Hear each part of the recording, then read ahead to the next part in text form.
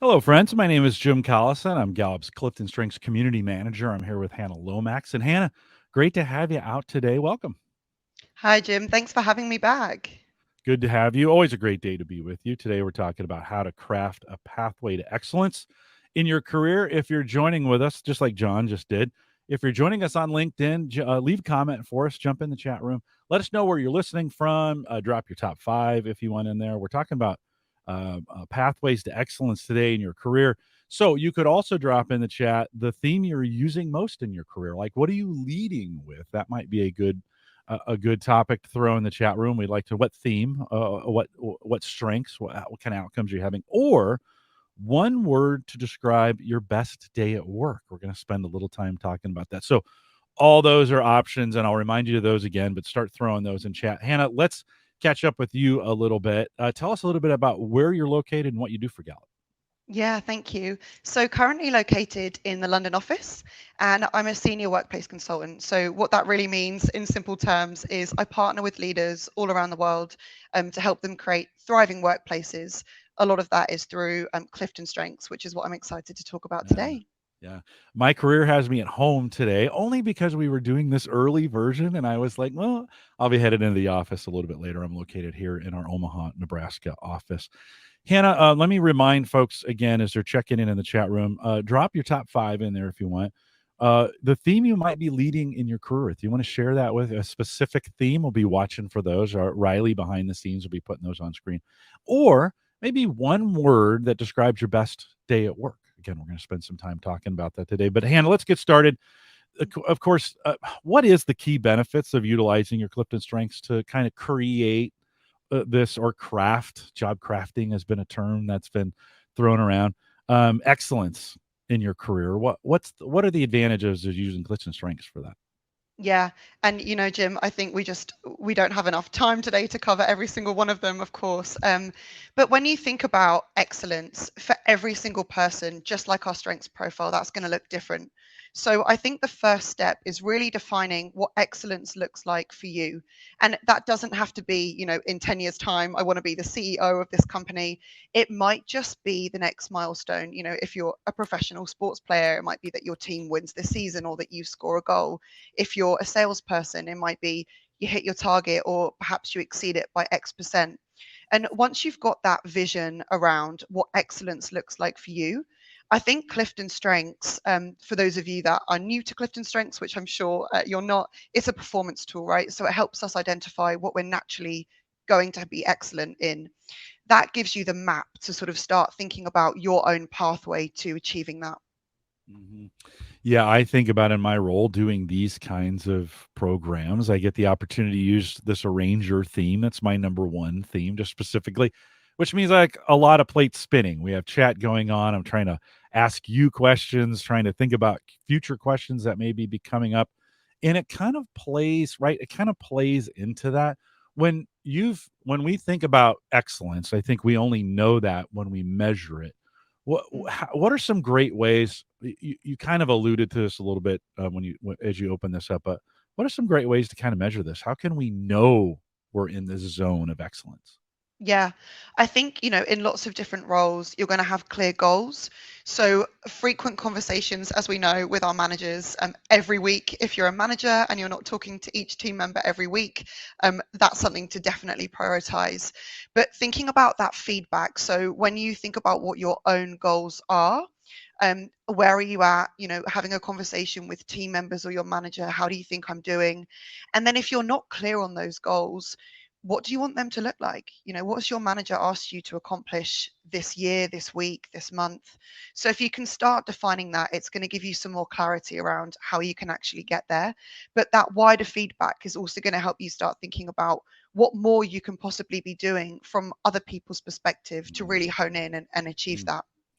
I heard two groups of people in there. I heard managers and I heard those around you, right? Getting constant Yeah. feedback.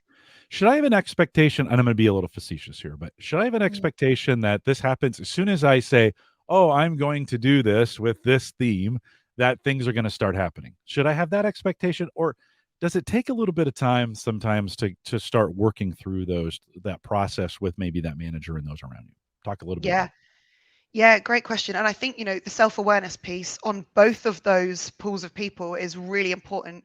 So if I think about, the roles that we're in, Jim, we know what we love to do every day. We know what energizes us. We know perhaps which of our strengths maybe get in the way if we're not managing them carefully. But also having conversations with our managers around what we think perhaps we can start doing differently through the lens of strengths is, like you say, going to take some work. And the great thing about the Clifton Strengths report, for those of you that have, a copy of that, it gives you action items that you can start using. It also gives you descriptions. And sometimes there's a whole host of value in just printing that out, going back through it again. Even sometimes I do this, in my own journey and thinking about which of those sentences are really standing out and maybe I'd forgotten about, or which of those blind spots have just crept up on me a little bit lately and I can Mhm. probably spend some time investing in. And again, speaking to team members, that feedback more widely can also be extremely helpful. Let's focus on you for a little bit as we think about these themes. And in chat room, we'd love for you. We asked this question when we first opened up, but many of you joined since then. What theme might you be leading with in your career right now? I'm kind of interested in knowing that. Drop that in chat. Maybe a single word or a single theme or some kind of success, short success in that. Hannah, if I was going to ask you that question in your Mm. role with what you're doing, we're not exempt from this at Gallup. Yeah, we live in it every day. We're not exempt from it. What are you leading with right now? Give me an example from your own from your own success. Yep. So positivity is my number one, and I just think there's no hiding that. It's definitely the loudest one for me. And I think with that, I'm very lucky at Gallup to have some coaching around how that can create energy for clients or team members or events that I'm involved with.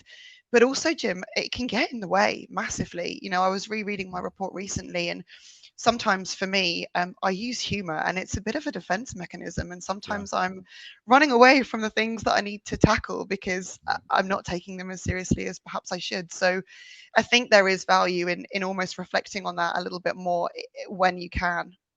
That's some great insight. Amy out in the chat room. Riley, I'll take over the chat for just a second, then I'll give it back to you. Amy says from the chat room, interestingly, I retook the assessment post becoming a mom. And for Americans, that's a mom, just so we know, so we have it straight here, right? And now I have deliberative and self assurance in my top 10.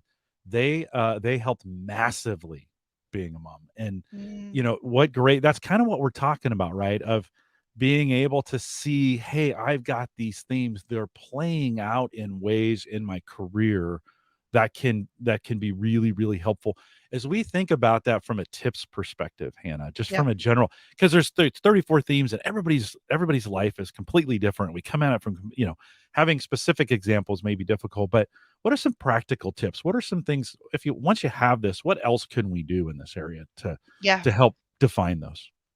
And I think the question that you opened with, about your best day at work, I think that's a great place to start. So we often, when we think about, crafting this pathway to excellence in a career, we almost have two situations. One is you love the career that you're in and you want to think about what's next. So there's an opportunity there to look at what's energizing you every day, right? What was your best day at work? How would you describe that? And which of your strengths were you using? Can you find an opportunity to just stretch that a little bit further and to do even more of that? And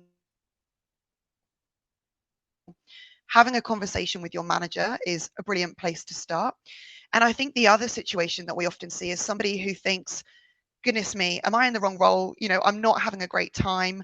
And again, still have a conversation with your manager. But if that is the situation for you, then there's a gap, right, between where you are today and where you want to be. Now, for some people, they're very lucky. Their managers are going to say, I can see that these are the strengths you want to be using more of. Let's make that happen in your job. Let's change some of your daily tasks. Let's put you on a particular project. Brilliant. Give that a go. If you feel like, actually, do you know what? This is just not the career route that I want to go down. Start thinking about, okay, if I took a different route here and I ended up doing X, Y, Z, which of those strengths could I start using more of? And of course, which might get in the way in terms of just a self awareness and a self regulation standpoint. So that's one thing. And then I think the other thing that's helpful, which we've touched on slightly, is just, it's coming back to basics, but just practicing it. What can you do more of every day? What can you manage more carefully? Who can give you feedback? Yeah, there's some great comments in the chat room, and I think when we think about these themes, somebody had said responsibility gets me in trouble. Somebody else said Mm, defense definitely responsibility. I often get in the basement with that one, but I think sometimes that can actually be an indicator of when it's strong for us, and that yeah. if it's causing, I have high communication for, I talk a lot.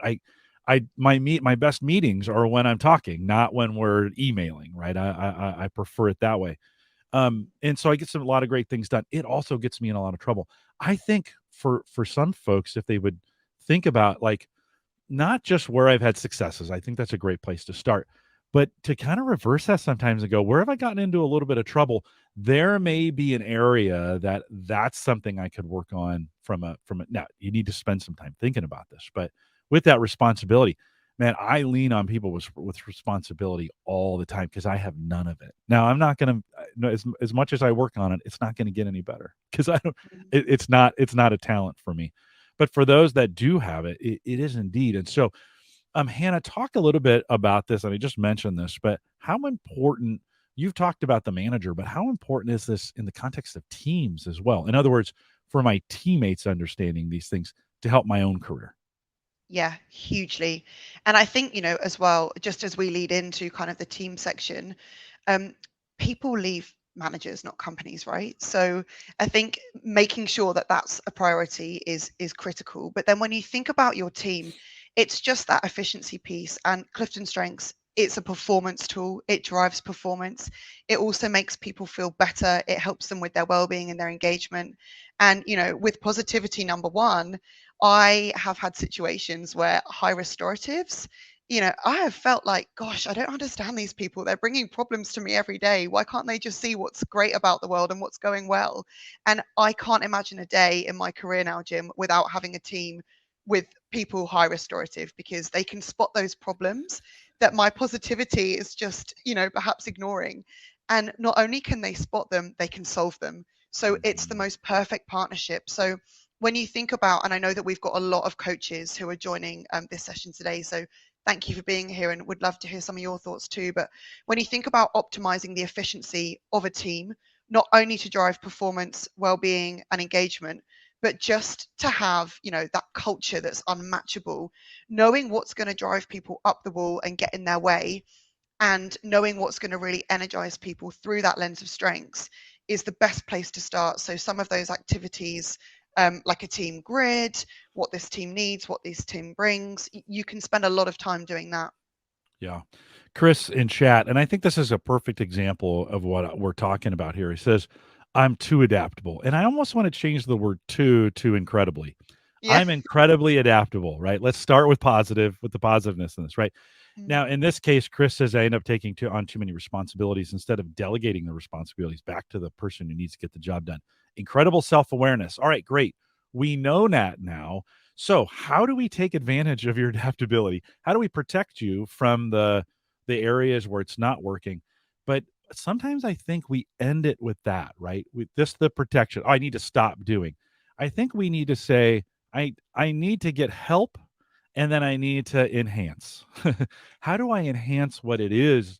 Because having incredible adaptability is very valuable. In your example, Hannah, you just talked about you lean on restorative, right? mm, If we mm. shut down all those people that have restorative and say, stop fixing things. Yeah. Stop it. You're fixing too many things. Right? That's their superpower, right? I Yeah. mean, I don't know. Respond to that, Hannah. What does that make you think? Yeah, I think there's so much to that. And actually, one of the things that we want through a coaching approach is to get people to self expression. And self awareness is the first step, right? So I know, for example, I'm a highly positive person, and that has, all of these different connotations in terms of how it plays out for me. But like you said, what we don't want to be doing is using strengths as an excuse to, oh, I'm just too positive. That's it. I'm never going to look at the negatives or the risk. And I see this a lot in the work that I'm involved with is I'm a relationship builder. I don't execute. I can't execute. I don't have any executing themes. Okay, well, guess what? Without those executing themes, you're going to suffer, and so are your team.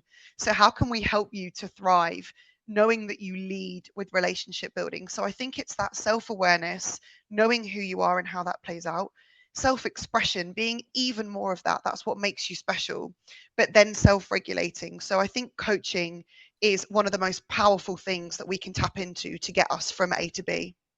Yeah, and I think it's incredibly powerful if you can get in a role where you don't have to regulate it. Yeah. Like, right, we go to fight a fire, the last thing you wanna do is kinda regulate the water that's coming out of the hose. No, you want that in most cases, you want that stuff full blast, right? What if we could put you in a role, and I think this is that conversation you're having with your manager to say, "What if I could be in a role where that could be on full speed all the time? What would that look like?" Right? And Mm, so taking advantage of that instead of trying to swim against the current, right? Swim with it. yeah. And I just think there's some great opportunities. When we think about students, Hannah, and we also have, every year, almost 1 million students take Clifton Strengths. A lot of students know their top 5. What kind of in pre-career or like in the interviewing, this is where a lot of folks use it. What kind of Mm. tips or how could this be used in those areas of both pre-career and interviewing? Yeah, great question. So, and we get this all the time, by the way. So I'm so pleased that we've got the student report available now. Um, I think one of the things that people really need to ask themselves is that question, what energizes me and what makes me special? And something that some of our students will do is they will take their top 5 to a job interview and say, look, this is what makes me stand out. This is how I'm going to use it. And this is why I think that this job would be a great fit. So there's some kind of, I guess, uniqueness to having that self-awareness again. And then I think the other thing that students can start to do if they don't know where they're heading yet is, and we alluded to this ever so slightly earlier, imagine yourself in that role and then look at your strengths profile and think, is there a clear alignment or are these worlds apart? And I think, anyone that goes into a new role, they're going to have a manager, right? So it comes back to that relationship and explaining to managers, here's what I'm going to absolutely thrive at. And to be clear, something that we have to manage as well is there are going to be parts of every job that you don't love. That there is really no, I think, dream job where you don't have to do a single thing that doesn't grind your gears ever so slightly. If I could delegate out my timesheets, I definitely would, but no one can do that for me, right? So just managing those expectations ever so carefully. But again, I think having that conversation with your manager about what's going to help you accelerate and what perhaps might get in your way, it creates that transparency and helps students Mm. think about what's next for them. Yeah, for those things I'm not good at, I make incentives that are stronger than the desire not to do it. Timesheets, they're supposed to be daily. I'd probably do it every week. And Wednesdays they have a special breakfast. I won't say what it is here because people will shame me for it, but so once I get my timesheet in, then I can go get breakfast. It's one I of love those that. like it's one of those tricks to get it done. Partnerships are also that area, right? As we think about students, I don't know if I've ever asked this question before. Let me throw it to you. As we think about students and partnerships, how could as you think about looking for a job Mm. and or you're in that market where you're looking for that maybe for that first career, how do you think partnerships can play in to that task of interviews and applying for jobs? I don't know. Any thoughts on that? I didn't prep you for this question. This is Mm. totally surprised, but what do you think? Yeah, of course. I think again, it firstly depends on what partnerships you're thinking about. Yeah. So, if you're already in, a setting, whether that's a job or if you're in, university and you're working with other people, partnerships allow you to realize what you're gonna love and where you need that other person that complements you. So I think whether that's a partnership that you already have with a friend, a peer, or in a work situation, again, just gaining that feedback and perhaps taking the time to sit down with somebody, going through a bit of a power of two session. Here's what I'm great at. Here's the things that you have helped me with, so that when you go into a new role, yes, definitely lead with the things that you're going to do super well so that your manager feels like it's going to be a good decision to hire you. But bring that awareness of, I'm going to work really well in a team where I've got people who can help me with X, Y, Z. So if that's the type of partnership that you're kind of referring to, I think that might be a helpful tip. Yeah, there's a great comment in the chat room that I want to read. It says, "I'm not sure one can share what gets or what comes in their way, right, with their manager freely unless there's psychological safety within the team. And I guess I want to be really clear about that too. Yes, that is true, right? I mean, you have to foster these environments, or these environments have to you it is tough to say what you're not good at if you don't Mm, feel safe in those environments, right? We say these things in generalizations as we think about team settings and team environments. And yes, absolutely, that's one of those areas that you have to strive for in that. So we don't want to underplay or overplay, depending on how you come to that equation.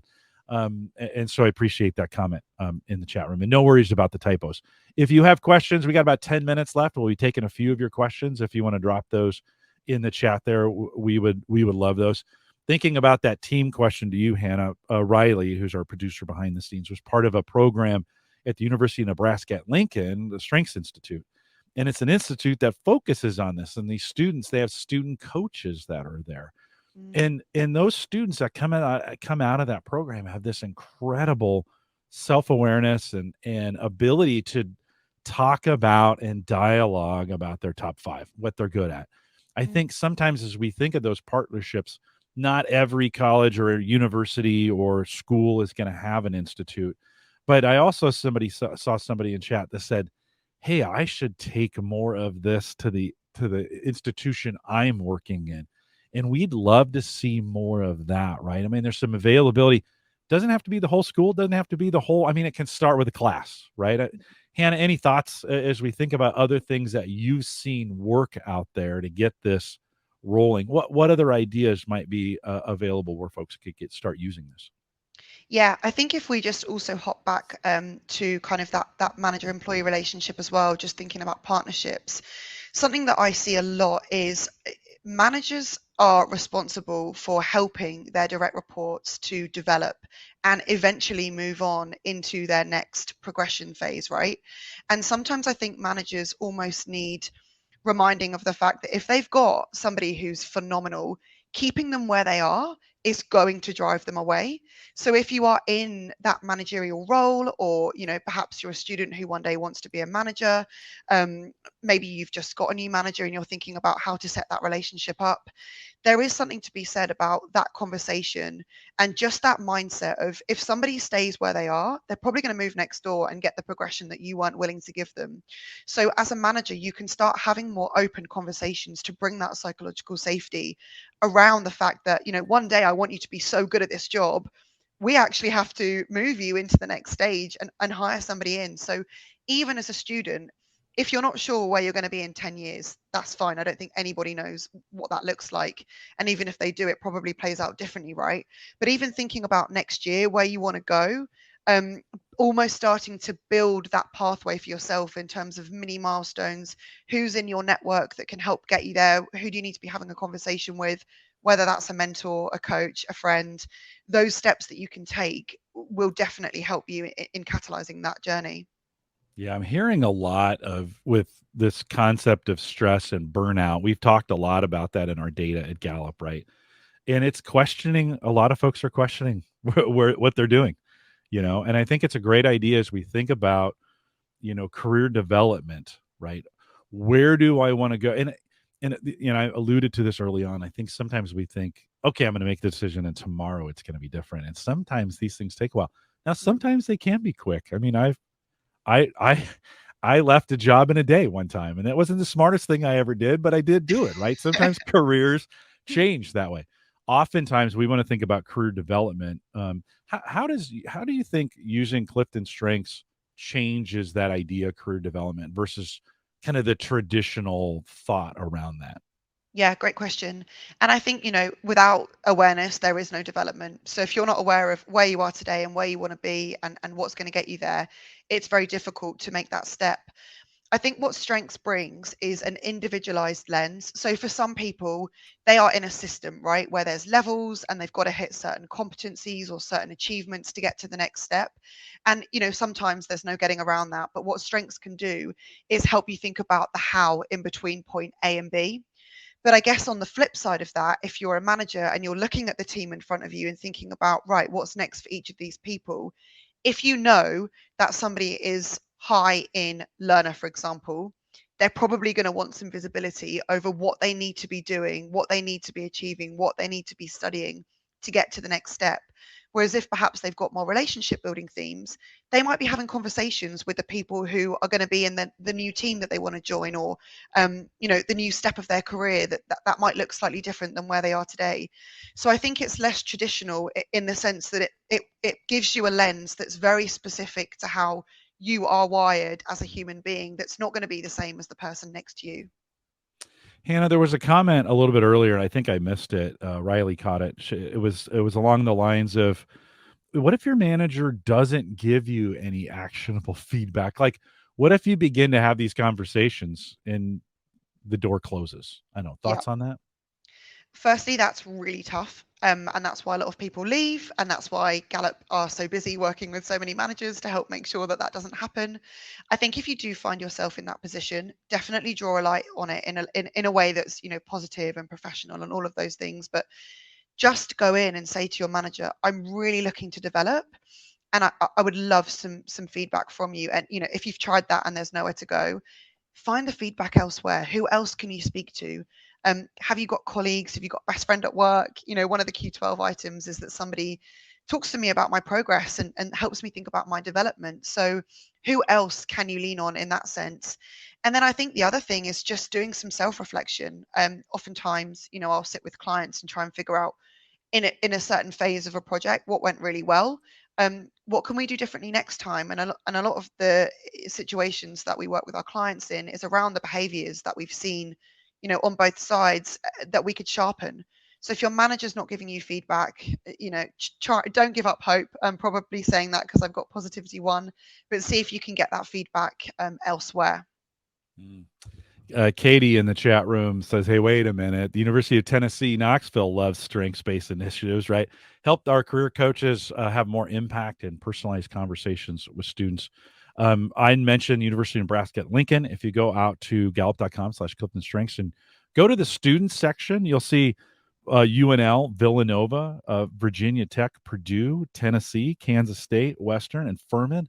All schools. There's just a few of the schools that have picked this up as a concept to say, "Hey, yeah, we'd love to do more of this in a more organized manner." Again, we're taking your questions from chat. We have kind of just a few minutes left. Hannah, as you think this again on this career development, if someone came to you and they were like, I'm really struggling, right? This just really isn't working for me, and you had a minute with them. Like, what in your mind, what's the most important thing you'd say to them maybe if you're on the elevator, right? The infamous elevator. And at the Shard there, maybe you do have a minute to go in between. But what would you say to him? Yeah, great question. I think firstly, don't give up, and I think whatever the outcome is, whether that's crafting the role that you're in now or taking a different journey, you will be able to find something that works for you. My question when I hear this often to people who are kind of picking my brains on it is, to what degree do you think you can actually change this, right? Do you think that there is an element of, I guess, self-motivation? I'm in a role that I'm not loving right now, but I can shift my mindset. I can use my strengths more. I can get more development opportunities around the team that I'm in. Or do you feel like, actually, this is probably never going to change. I've tried everything and nothing's working. And I think that's going to give you a good steer around whether you need to make, a move and explore other options, or whether actually, you might just wake up the next day and think, I'm going to keep going. I think I can take a different approach to this. Yeah, and back to the, sometimes with the manager, like those managers need help too, right? Right. Nate said he had a previous manager who consistently asked him, "What are you learning?" Right? Sometimes those managers need help as well. They're pinched in between those they're managing and those that are managing them, and that's a lonely spot sometimes, right? All right, in the 1 minute we have left, a quick question that came in said, "What's a good way to incorporate strengths into team meetings? What have you seen? What do you like as we think about what's a great 1 minute way to get strengths going in a team meeting, maybe before the meeting even starts?" Oh, impossible to do it in 1 minute, but I'm going to give it a go. I think something I love is asking the team, what strength have they recognized in somebody else this week that's helped them to do great work? Yes, I love that. Recognition is an accelerant for team formations, right? You want to get a team together, working together, get them recognizing each other on a regular basis. I love that. And we did this just yesterday. We were doing an internal session at Gallup, and I asked them to recognize someone else in a theme they appreciated them for, and the chat room just lit up. And like that's the best day for everybody, right? That gets, Mm, and I bet that, Hannah, I bet that feeds your positivity for sure. for sure. Yeah, Yeah. definitely.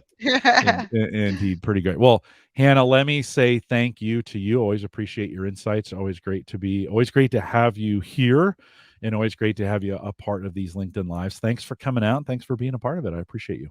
Thank you so much, Jim. Yeah. And yeah, we've definitely worked with organizations and universities and schools across in Europe as well. So if you've got any questions on that, then feel free to let me know. Yeah, and you can contact us. Just send us an email, coaching@gallup.com. You don't have to be a coach. It doesn't have to be about coaching. If you have any questions, that's just an easy email address to remember, coaching@gallup.com. We'll make this part of the Clifton Strengths podcast. If you haven't started joining us on the Clifton Strengths podcast, why not? Why wouldn't you? Free professional development for you delivered right to your phone just about every week throughout the year. Just get on your podcast app and search the Clifton Strengths podcast. Super original name. Hopefully you'll remember that, the Clifton Strengths podcast, and to get subscribed today. If you joined us live, thanks for doing it. Thanks for joining us live. Thanks for all your comments out there in chat. If you're listening to the podcast, thanks for joining us there as well. With that, we'll say goodbye, everybody.